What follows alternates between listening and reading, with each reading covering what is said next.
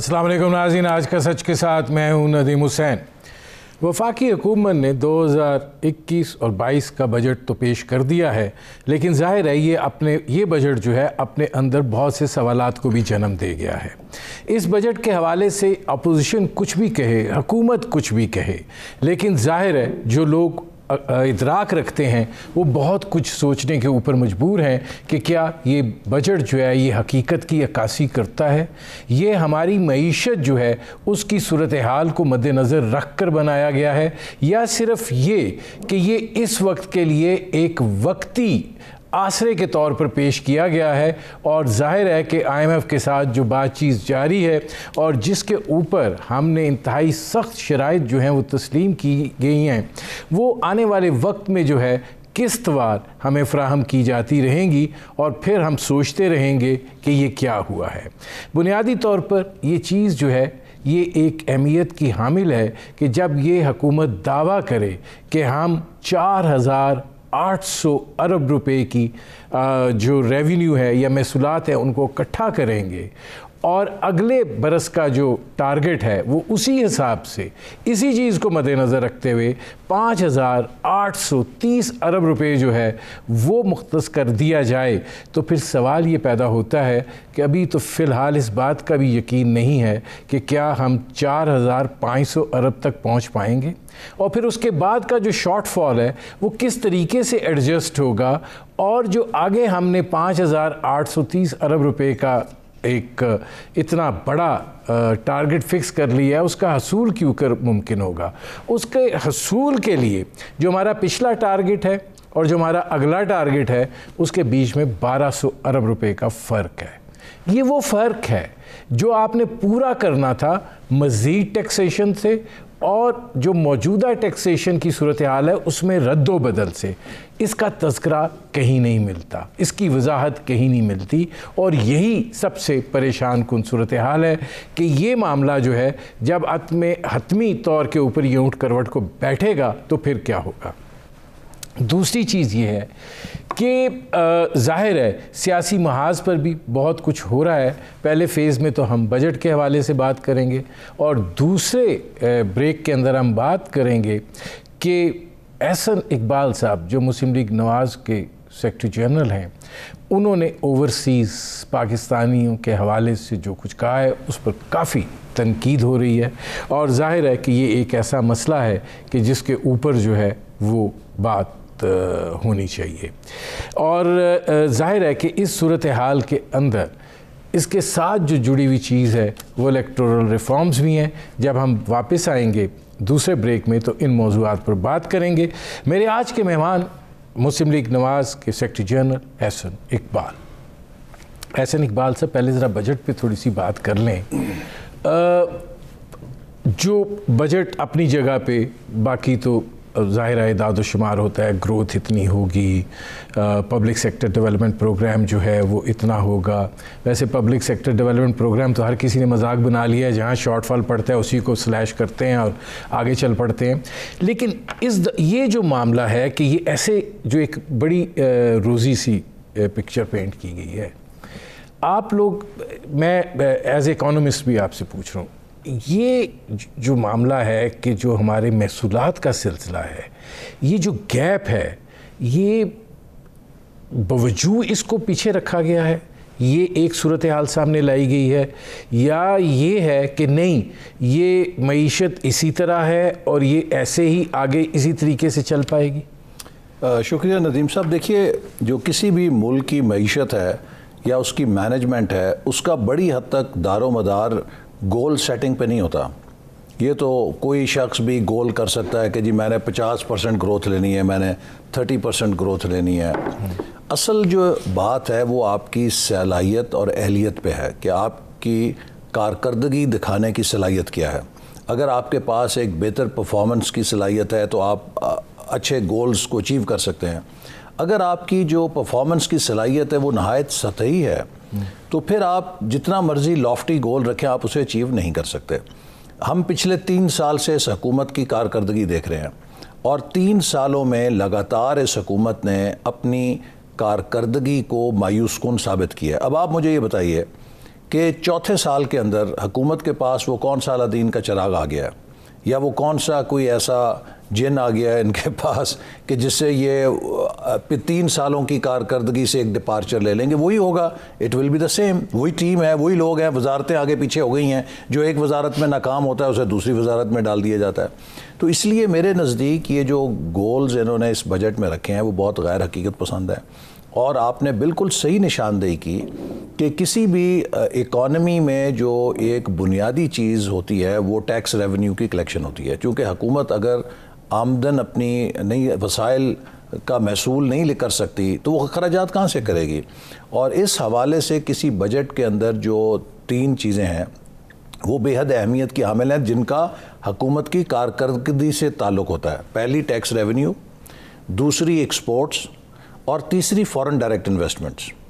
یہ تینوں چیزیں وہ ہیں کہ جو حکومت کو لوکل کرنسی اور فورن ایکسچینج دیتی ہیں جس سے آپ اپنی ترقی کو فنڈ کرتے ہیں یا اس کے لیے وسائل لے کر آتے ہیں. اب آپ دیکھیے ٹیکس کلیکشن میں یہ ہوا ہے کہ ہمارے دور میں جو 13% تھی tax to G D P ratio وہ 11% سے کم آ چکی ہے، تقریباً 10.5% پہ آ چکی ہے. اسی طرح جو فورن ڈائریکٹ انویسٹمنٹ تھی وہ بھی تقریباً 1/3 ہے جو ہم نے حاصل کی تھی، پیک کی تھی. اور ہم بھی اس وقت بہت پیچھے تھے. ابھی دیکھیے ویتنام جیسا ملک جو ہے وہ $30 ارب پہ پہنچ گیا. تیسری چیز آ جائیے ایکسپورٹ. وہ بھی آج بھی میں اس طرف آؤں گا. نہیں، میں آپ کو ایک جملہ بتا دوں کہ آج بھی پاکستان کی ایکسپورٹ کی سطح 2018 کی ہے $25 ارب کی، اس کے باوجود کہ ہم نے 35 سے 40% ڈیویلیویشن کی. تو لہٰذا حکومت اپنی کارکردگی سے بار بار ثابت کر رہی ہے کہ اس میں یہ نظام چلانے کی اہلیت نہیں. اب یہ بتائیں، دیکھیں گزارش یہ ہے کہ فکر کس چیز کی ہے؟ فکر اس چیز کی ہے کہ کیا مزید ٹیکسز آئیں گے. آئی ایم ایف کے ساتھ بات چیت ابھی جاری ہے. کوشش کی گئی بجٹ سے پہلے کچھ معاملہ طے ہو جائیں، نہیں طے ہو پائے. ظاہر ہے کہ ان کی شرائط ہیں.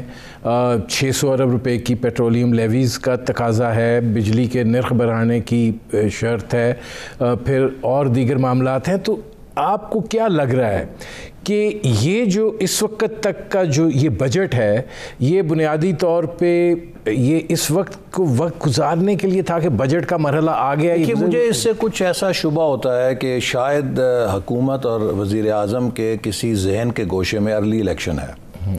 وہ ارلی الیکشن چاہتے ہیں چونکہ ان کو یہ معلوم ہے کہ یہ مسائل دن بدن بد سے بدتر ہوتے جائیں گے.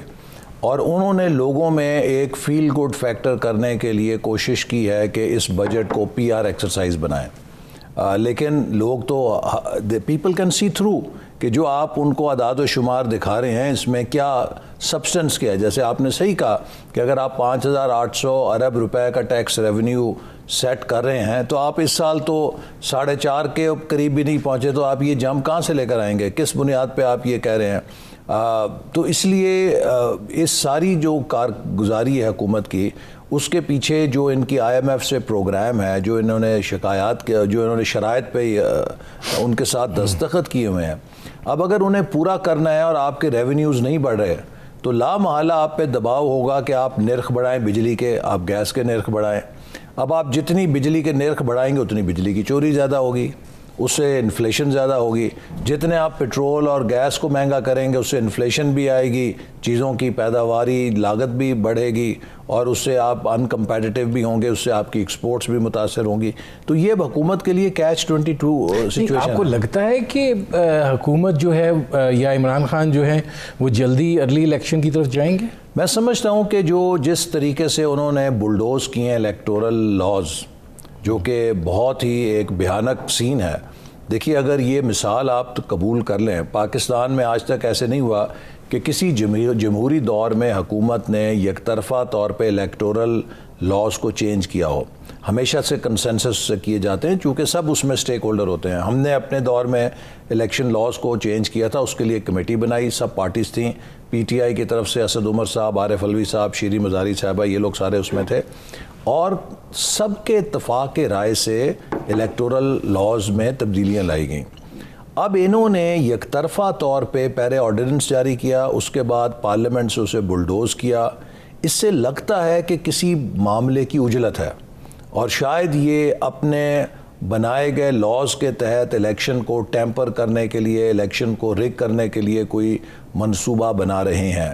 لیکن اگر انہوں نے ایسا کیا تو اس کی کوئی اجازت نہیں دے گا, چونکہ یہ ملک پی ٹی آئی کا اکیلا تو نہیں ہے نا, ہم سب بھی اس ملک کے اندر سٹیک ہولڈر ہیں. اچھا, دوسری چیز یہ جو بجٹ کے حوالے سے ہے, آپ کو کتنا دکھائی دیتا ہے کہ اس میں بالواسطہ ٹیکسوں کا بوجھ ہے, اور آپ کو کتنا دکھائی دیتا ہے کہ جو محصولات کا ہدف ہے 5,830 ارب روپے, وہ جو کچھ انہوں نے کیا ہے اس کے نتیجے اس میں حاصل ہو پائے گا؟ دیکھیے نا, میں نے جیسے آپ کو کہا کہ آپ کے سامنے پچھلے 3 سال کی کارکردگی, یا تو پہلی حکومت آئی ہو نا, نئی آئی ہو, آپ گیس میں ہوتے ہیں کہ یہ کیسا کرے گی.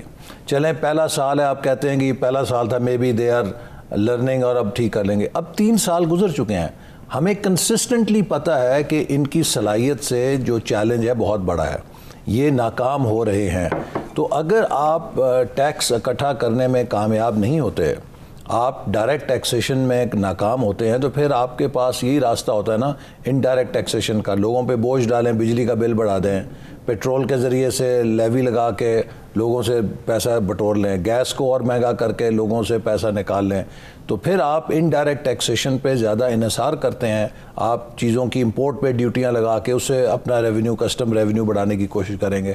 تو میرا یہ خیال ہے کہ چونکہ یہ ٹیکس ایڈمنسٹریشن کو ریفارم نہیں کر سکے, اور ندیم صاحب آپ کو شاید معلوم نہیں کہ اس بجٹ کے اندر انہوں نے ایک اتنا خطرناک کام کیا ہے کہ ایف بی آر کو نیب والے اختیارات دے دیے ہیں, کہ جو اسسٹنٹ کمشنر ہے ایف بی آر کا, وہ کسی بھی شخص کا اریسٹ وارنٹ جاری کر سکتا ہے, کاگنیزیبل آفینس قرار.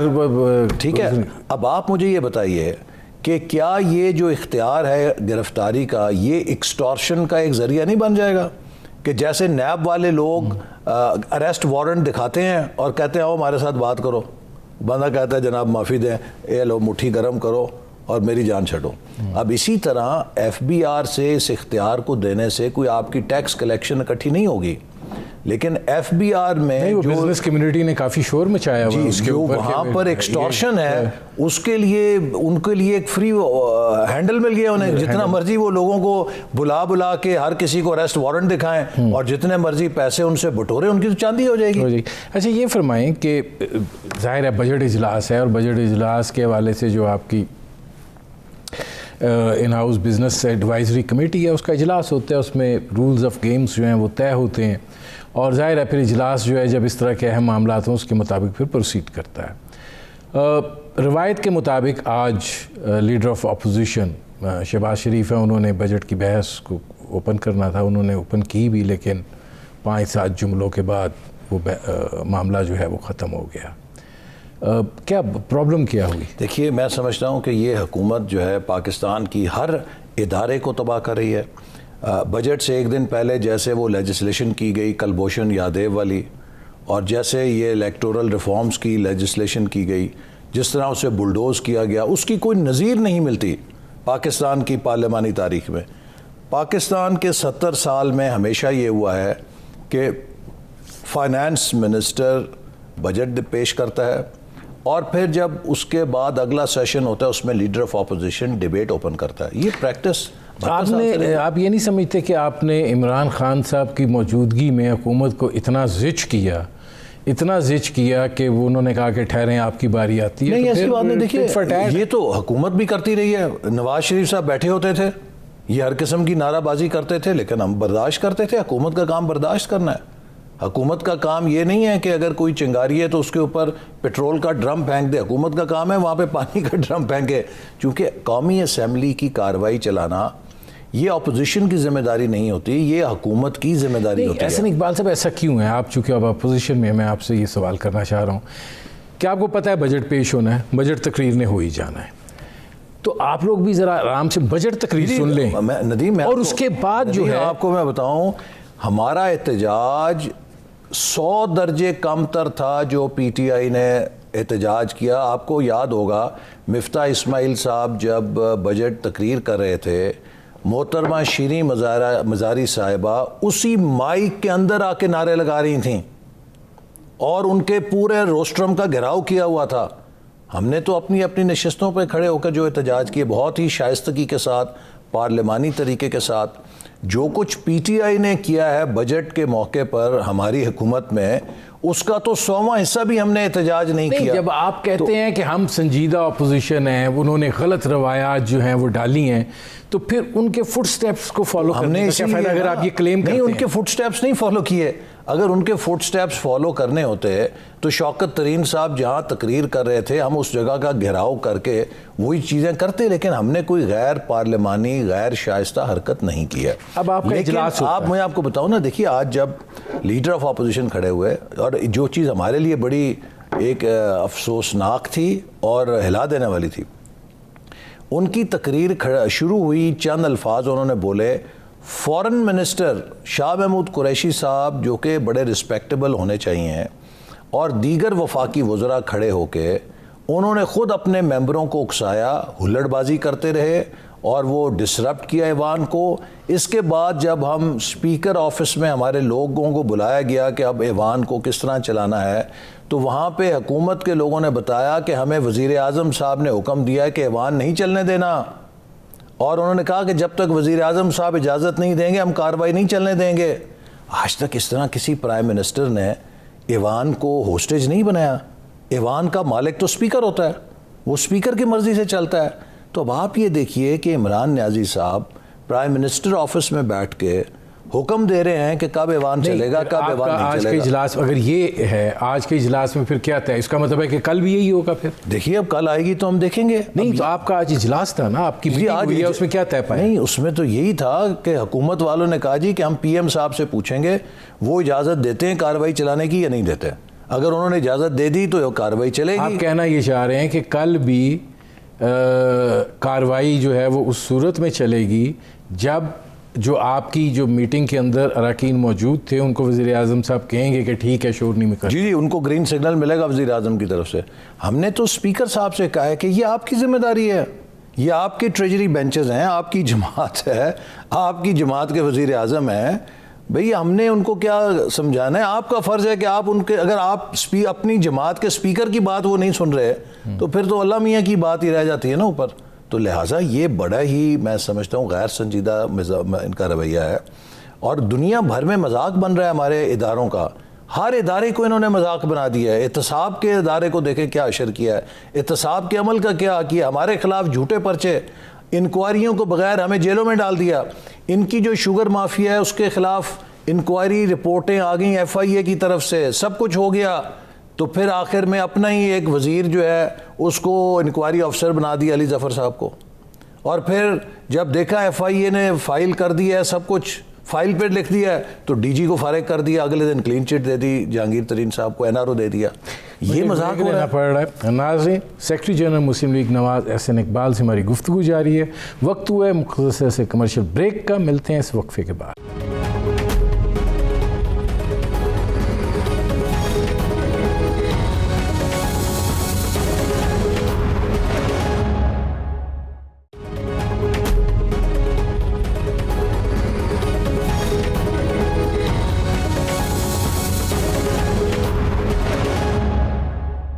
Welcome back. ناظرین, میرے آج کے مہمان احسن اقبال, سیکرٹری جنرل مسلم لیگ نواز, ان سے ہماری گفتگو جاری ہے. احسن اقبال صاحب, اب ذرا دو بڑے کنٹینشیس ایشوز بنے ہوئے ہیں اور آپ کی ذات اس میں براہ راست انوالو ہے. ایک تو یہ ہے کہ کلبھوشن یادیو والا مسئلہ. اب وزیر خارجہ شاہ محمود قریشی صاحب کا فرمانا ہے کہ دیکھیے یہ کام مسلم لیگ نواز نے خراب کیا تھا. اب چونکہ ہم انٹرنیشنل کورٹ آف لاء میں جا چکے ہیں, ان کے کچھ تقاضے ہیں, اگر تقاضے نہیں پورے کریں گے, اور بھارت تو چاہتا ہے کہ یہ تقاضے پورے نہ ہوں اور معاملہ پھر. دیکھیے کیا ہم نے خراب کیا, کلبھوشن یادیو پکڑا گیا, اس کے خلاف بھارت نے انٹرنیشنل کورٹ آف جسٹس میں اپیل کی کہ ہمیں کاؤنسلر ایکسیس نہیں دی جا رہی. ہمارے حکومت کے اندر دو رائے تھیں. کچھ لوگوں کا خیال تھا کہ ہمیں وینا کنونشن کے تحت یہ کاؤنسلر ایکسیس دینی چاہیے, اور کچھ حلقوں کا یہ خیال تھا کہ یہ ایکسیس جاسوس کے لیے نہیں ہو سکتی. بھارت جب انٹرنیشنل کورٹ آف جسٹس میں گیا تو انٹرنیشنل کورٹ آف جسٹس نے کہا کہ وینا کنونشن کے تحت یہ کاؤنسلر ایکسیس دی جانی چاہیے. بات ختم ہو گئی. ہم نے ویانا کنونشن سائن کیا ہوا ہے جو ڈپلومیٹس کا ہوتا ہے، اس کے تحت انٹرنیشنل کورٹ آف جسٹس نے آپ کو ایک انٹرپریٹیشن دے دی کہ آپ پابند ہیں کاؤنسلر ایکسیس دینے کے، لہٰذا کلبھوشن یادیو کو کسی قسم کی کاؤنسلر ایکسیس دینے کے لیے ہمیں کسی مزید قانون کی ضرورت نہیں ہے۔ ہمارے وکیل نے انٹرنیشنل کورٹ آف جسٹس میں یہ پلی لی کہ جو سزائے موت ملٹری کورٹ سے ملی ہے کلبھوشن یادیو کو، وہ ابھی پری میچیور ہے، چونکہ اس کے خلاف ہائی کورٹ میں اپیل کی جا سکتی ہے، اور ہمارے ہاں ہائی کورٹس مجاز ہیں کہ وہ ملٹری کورٹ کی سزائے موت کے کیسوں کی سماعت کر سکیں اور فیصلوں پہ تبدیلی بھی کر سکیں۔ اور انہوں نے مثال دی پشاور ہائی کورٹ میں کافی ملٹری کورٹ میں جو پھانسی کے قیدی تھے ان کو ریلیف بھی ملا ہے، اور پھر ہم نے ان کے خلاف کیس جو ہے اسلام آباد ہائی کورٹ میں شروع بھی کر دیا۔ سوال یہ ہے کہ اگر پاکستان کے قانون میں کوئی سکم تھا تو ہمارے وکیل نے انٹرنیشنل کورٹ آف جسٹس میں یہ پلی کیوں لی؟ دوسری بات یہ کہ پھر آپ اسلام آباد ہائی کورٹ میں کس قانون کے تحت ان کا مقدمہ چلا رہے ہیں؟ اور تیسرا میرا پوائنٹ یہ ہے کہ اگر بالفرض مان بھی لیا جائے کہ آپ نے کسی قسم کی قانونی ریلیف دینا ضروری تھا، تو کیا ایسی ایمرجنسی تھی کہ آپ کلبھوشن یادیو کے نام کے ساتھ پاکستان کا ایک قانون ساز اسمبلی سے پاس کرا کے ہماری اسمبلی پہ کالک کا دھبا ملیں کہ ایک بھارتی جاسوس کو ریلیف دینے کے لیے آپ قانون بنا رہے ہیں؟ آپ ایک جنرل لا بنا سکتے ہیں کہ جی کسی غیر ملکی کو اگر سزا ہو جائے فوجی عدالت سے تو کسی غیر ملکی کے لیے قانون بن رہا ہے، آپ کوئی طریقہ نکال سکتے ہیں۔ یہ ایک بدترین میں کہوں گا ذلت ہے پاکستان کی، انہوں نے جو کی ہے، پاکستان کی غیرت اور اس کی خود مختاری کا سودا کیا ہے کہ ایک دشمن ملک کے جاسوس کے نام سے انہوں نے قانون پاس کر دیا۔ اگر یہ قانون سازی نہ کرتے تو کیا کرتے؟ مطلب اگر واپس بھائی میں نے تو دو چیزیں چیلنج ہو گئی نا، ایک آپ کا سسٹم چیلنج ہو گیا موت سزائے موت والا، دوسرا یہ ہے کہ آپ کو کاؤنسلر ایکسیس دینی ہے، اس کو وکیل دینا ہے، اس کو میں نے آپ کو یہی بتایا نا، کاؤنسلر ایکسیس کے لیے آپ کو کسی قانون کی ضرورت نہیں، چونکہ ویانا کنونشن کے آپ سگنیٹری ہیں، اس کے تحت آپ پابند ہیں، اور انٹرنیشنل کورٹ آف جسٹس نے یہی کہا ہے کہ جی آپ ویانا کنونشن کے تحت کاؤنسلر ایکسیس دینے کے پابند ہیں، تو آپ دے سکتے ہیں۔ اور دوسری بات یہ کہ آپ نے خود تسلیم کیا کہ ہماری ہائی کورٹ مجاز ہے اپیل سننے کی، وہ کیوں نہیں مان رہا؟ اب آپ اس کا مطلب یہ ہے، تو یہ بات ہے کہ انڈیا کی خوشنودی کے لیے، انڈیا کی ڈکٹیشن کے اوپر آپ قانون سازی کریں گے پاکستان میں؟ کیونکہ وہ نہیں تو دوبارہ آپ کو گھسیٹے گا انٹرنیشنل۔ آپ دیکھیں جی آپ نے یہ ہدایات جاری کی تھی، انہوں نے دو چیزیں کہی ہیں نا، دو چیزیں کہی ہیں، ایک کاؤنسلر ایکسیس وہ آپ دے سکتے ہیں، دوسری بات انہوں نے اپیل کی ہے وہ اسلام آباد ہائی کورٹ میں چل رہی ہے، تو اس میں کیا مسئلہ ہے؟ مجھے بتائیں نا، دو ہی مسئلے تھے نا، ایک اپیل ہے سزائے موت کے خلاف، وہ کیس جو ہے زیر سماعت ہے جس میں انڈیا اپنا وکیل نہیں کھڑا کر رہا، دوسری مسئلہ یہ ہے نا کہ وہ وکیل نہیں لا رہے نا، اسی بنیاد نہیں، تو وہ وکیل نہیں لا رہے تو ان کی مرضی ہے نا، ہمارے ہاں تو کوئی سکم نہیں ہے، ہم نے تو ہائی کورٹ کے اندر وہ کیس لگایا ہوا ہے۔ اور پھر میں آپ سے کہوں گا کہ ورسٹ کم ورسٹ، اگر آپ کے لیے ناگزیر تھا کہ اپنا قانون تبدیل کریں تو why person specific law, why not a general law? آپ نے ایک ایسا قانون پاس کیا ہے بلڈوز کر کے جس میں بھارت کے جاسوس کا نام لکھا ہے، یہ کام تو ملٹری ڈکٹیٹرز کرتے رہے ہیں۔ صرف پاکستان میں قانون کی کتابوں میں نام صرف آیا جنرل ایوب خان کا، جنرل ضیاء الحق کا، جنرل مشرف کا، اب چوتھا نام داخل ہوا ہے کلبھوشن یادیو کا۔ یار آپ کو ملک ہیں بنانا ریپبلک ہیں۔ اچھا اب آ جائیں اس پہ اوورسیز پاکستانیز پہ۔ ظاہر ہے اوورسیز پاکستانیز کو اگر ووٹ دینے کا حق دیا بھی جاتا ہے تو پھر اس کے نتیجے میں بہت ساری چیزیں جو ہیں وہ ہونی ہیں، اور ایک قانون سازی کا باقاعدہ ایک عمل ہوگا۔ آپ کیوں مخالف ہیں؟ نہیں، ہم مخالف نہیں ہیں۔ دیکھیے وہ ایک میرے بیان کو ایک نجی چینل کی ویب سائٹ نے غلط رپورٹ کیا، اور اس پہ انہوں نے معذرت بھی کی، اور وہ بیان ویب سائٹ سے انہوں نے میرا ڈیلیٹ بھی کیا جو انہوں نے مس رپورٹ کیا۔ میں نے اوورسیز پاکستانیز کے ووٹ کی مخالفت نہیں کی تھی، ہم ان کی قدر کرتے ہیں، اور بلکہ ہماری جماعت تو کہتی ہے کہ ان کی پارلیمنٹ میں نمائندگی ہونی چاہیے، ان کے لیے نشستیں مختص کی جانی چاہیے۔ اب سوال یہ ہے کہ اوورسیز پاکستانیز کو نمائندگی دینے کے لیے کئی تجاویز زیر غور ہیں، ہم نے اس تجویز کو قبول کرنا ہے جو پاکستان کے الیکٹورل پروسیس کی سینکٹیٹی کو برقرار رکھے گی۔ مثال کے طور پہ دنیا بھر میں یہ بات تسلیم شدہ ہے کہ آن لائن ووٹنگ کو ہیک کیا جا سکتا ہے. امریکہ جیسے ملک میں ایک پوری انکوائری ہو چکی ہے کہ رشیا نے ان کے صدارتی نظام کو ہیک کیا. پوسٹل بیلٹ پہ اور سے آپ ہے. ٹھیک ہے نا. اب یہ وہ خدشات ہیں کہ جن کا ہمیں سدباب کرنا ہے. اس کا جو سیفسٹ طریقہ ہے وہ یہ ہے کہ آپ اوورسیز پاکستانیز کے لیے پارلیمنٹ کے اندر سیٹیں مخصوص کر دیں, جیسے کہ خواتین کی سیٹیں بھی مخصوص ہوتی ہیں اور دوسرے طریقے سے, یا جو بھی طریقہ. ایک دو سوال ہیں, دیکھیں یہ امپورٹنٹ ہے. ہم کسی بھی اس نظام کے حق میں ہوں گے جو پاکستان کے الیکٹورل پروسیس کی سینکٹیٹی کو برقرار رکھے گا. اس میں کسی بیرونی ایجنسی کو یا کسی بھی ایجنسی کو مداخلت کا کوئی موقع نہیں دے گا. اگر یہ نہ ہوا تو پھر آپ کا پورا الیکٹورل پروسیس جو ہے وہ خدا نہ خواستہ ولنریبل ہو جائے گا. اس میں کیا پتہ ہے کہ دشمن کون سے دشمن ملک کی ایجنسی اس کے اندر کیا کھیل کھیلے گی. ہم یہ نہیں کر سکتے کہ پاکستان کے الیکٹورل پروسیس کو دشمنوں کے ہاتھ میں دے دیں.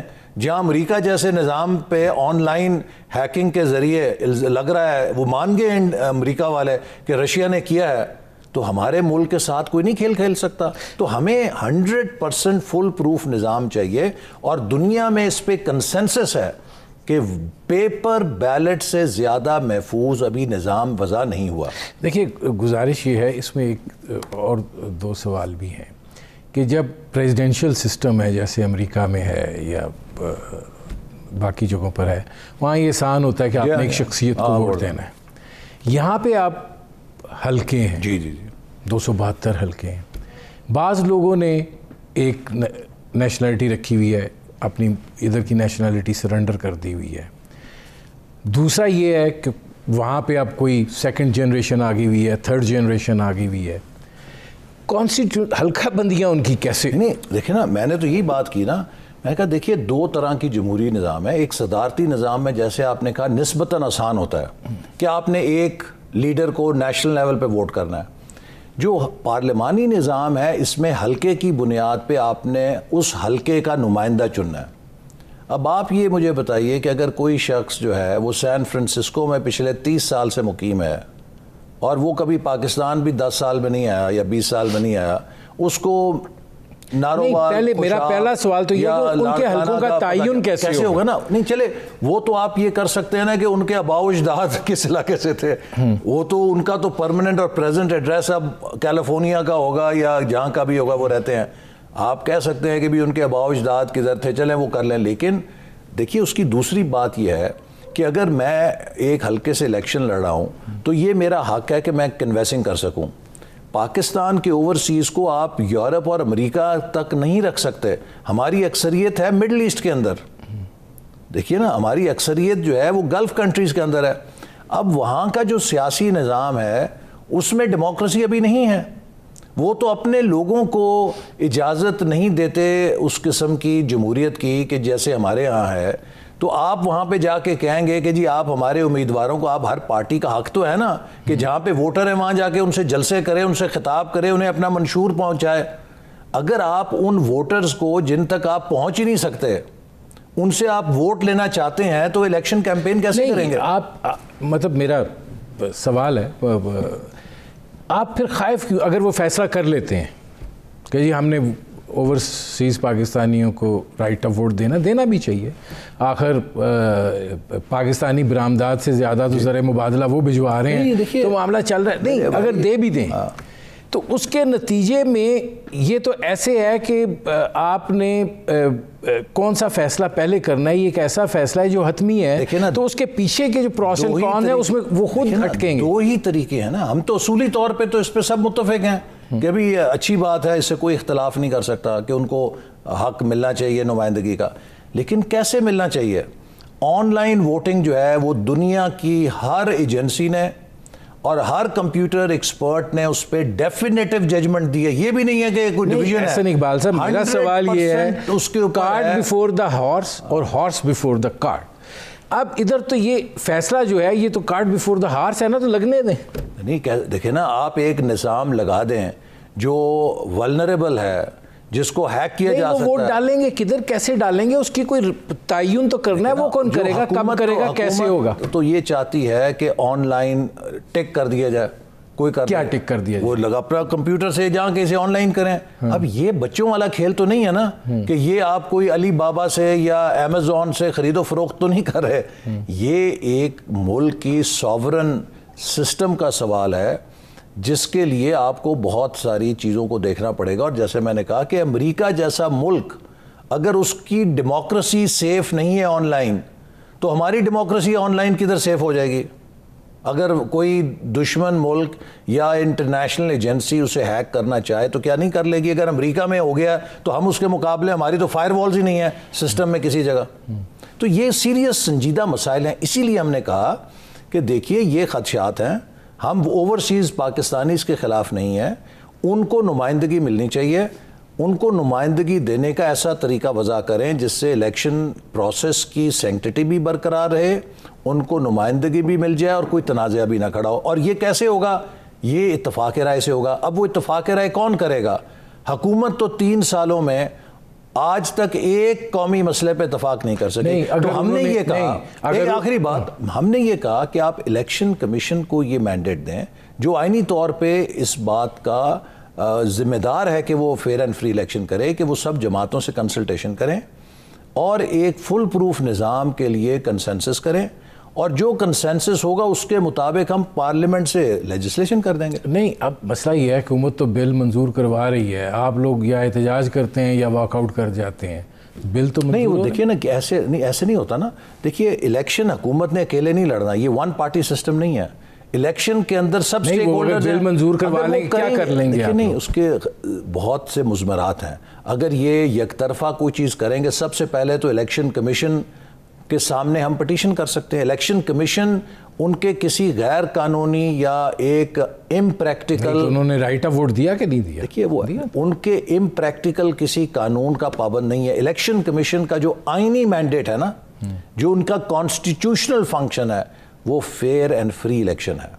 ایک ڈیفیکٹو لیجسلیشن کے ذریعے ان کے اس آئینی مینڈیٹ کو تبدیل نہیں کیا جا سکتا. لہٰذا الیکشن کمیشن نے ہر قانون کو جو یہ حکومت پاس کر رہی ہے اپنے اس آئینی ترازو کے اندر تولنا ہے کہ کیا یہ ہمارے آئینی مینڈیٹ کے مطابق ہے. اگر اس سے وہ ٹکراتا ہے, وہ اس کے خلاف سپریم کورٹ بھی جا سکتے ہیں یا اس کو وہ نظر انداز بھی کر سکتے ہیں. دوسری بات یہ کہ بالفرض چلیں وہ ون وے چلتے ہیں, تو کیا ہوگا کہ آپ نے آج ہی سے ایک نئے متنازع الیکشن کی بنیاد رکھ دی.